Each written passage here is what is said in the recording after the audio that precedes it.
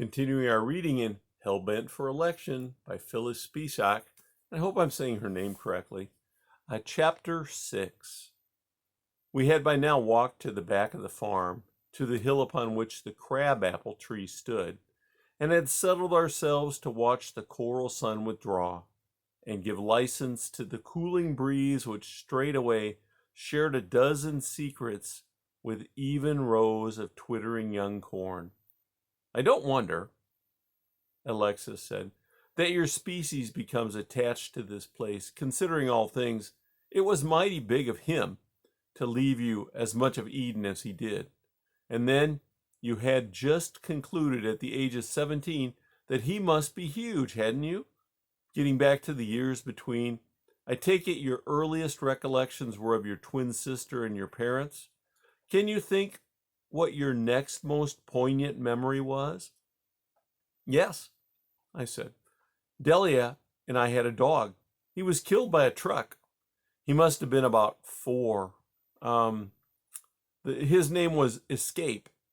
After he died, and we understood that if we replaced him, the same thing would likely happen again.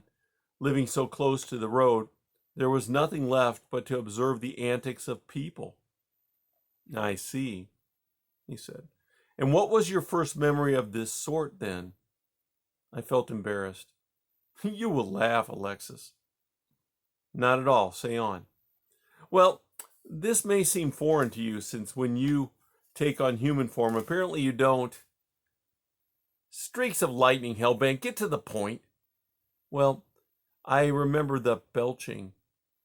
Belching? He questioned. Belching, Alexis. Can you mean ejecting wind from the stomach through the mouth? Precisely. But wasn't that a rather strange antic, Hellbent? Della and I thought so, too, Alexis. I suppose that is why we were so enthralled. But who, for the sake of nonsense? It was not nonsense, Alexis. And it was the shepherd of my mother's church. Buffoon, he cried. Let's not waste time on the ludicrous. I swear, Alexis, it's the truth. Uh-huh, he said. Swear not at all. But if you have a serious point to make, I'm obliged to listen. How was it then? Well, the shepherd of my mother's church and the shepherd of my father's church took turns coming to Sunday dinner. Now this was while they each still attended church, prior to the time I was 5, that is, Delia and I. And, well, the shepherd of my mother's church was a round, red, shiny man who flattered her cooking and ate until he emitted a rosette glow. It was most beautiful to see. He had silver hair and bright blue eyes. He wore a black suit and a very white shirt. When he had finished eating at last, he would say, As long as I am with my family. You are my family, you know. One and all. And then he would unfasten his belt and loosen his tie and pat his stomach and belch wonderfully and make jokes about his favorite indoor sport. Mama was always pleased and laughed softly. Delightful man, she said. Marvelous sense of humor. And then he would rise to his feet and do his imitation. Imitation? Alexis asked. What sort of imitation? Well, sir, first he pretended to be smoking. He took long drags on an imaginary cigarette and rocked back on his heels and pursed his lips and blew deliciously with his eyes closed and his face upward. Appalling, said Alexis. What then? Then, I said, he staggered around the room like a very drunken man and fell at last onto the couch, where he slept until supper. Mama always woke him in time to have a bite and be off to evening services. And your father? He asked. How did he take all this? Oh, he went fishing on the Sundays mother's shepherd was due. He stayed home only for his own shepherd. Well, Alexis sighed, I trust he was more a gentleman? I suppose it depends upon your point of view, you see. He liked to nip the nip of wine with his meals and a good cigar afterwards. He ate very little, but he wanted each thing just right. Mama, who refused to cook with wine, was up for constant sneers and criticism. My father did the buying for those meals and apologized throughout for his wife's narrow-mindedness. When this shepherd was finished eating, he took sodium bicarbonate and a trifle more wine for his stomach's sake. Then he explained over and over to Mama, who was obliged to let the dishes stand in the sink for sake of keeping holy the Sabbath, when she would have preferred to keep clean the kitchen, that her form of fundamentalism was nothing more than conscious training. Conscious training, Hellbent?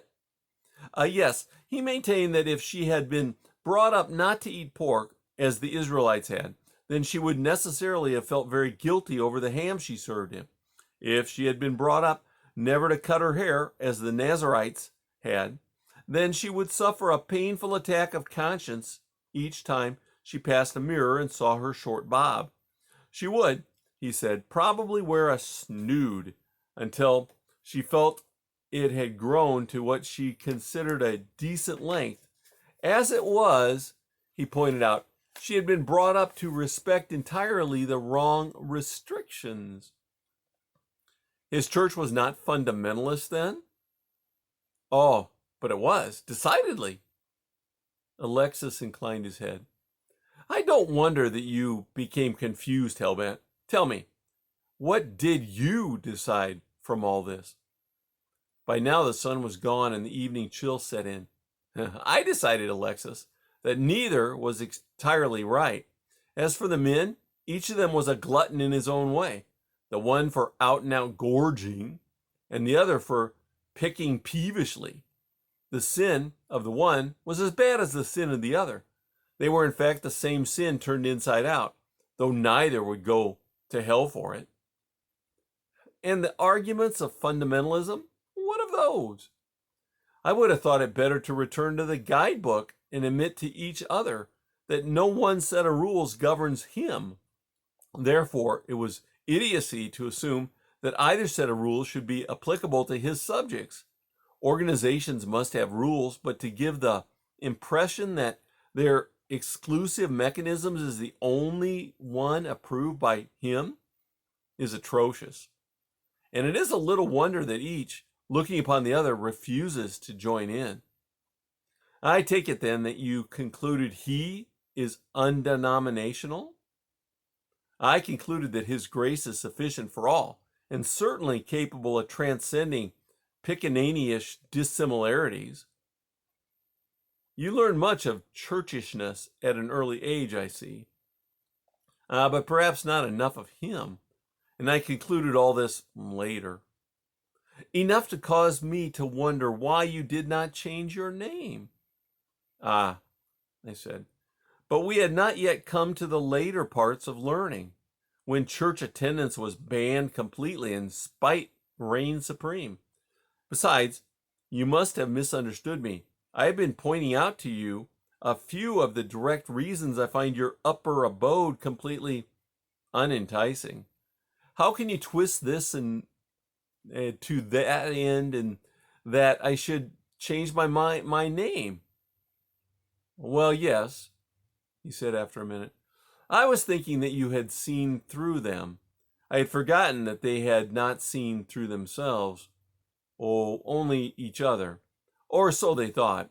But then it's too dark to do more tonight, and this busyness of lugging about the human form is fatiguing. Shall we rest here? I don't mind, I said. Though I don't feel a bit sleepy, I suppose I shall rest my thoughts and be ready for you tomorrow. Does your form have weight? No, he yawned. No weight and no upkeep, just the perpetual knowledge of its awkwardness. This is trouble enough. Good night, Hellbent. Good night, Alexis. I settled myself beside him and discovered it was quite comfortable to have no body to ache and twitch and rebel over the lumpy ground. And that's the end of chapter 6.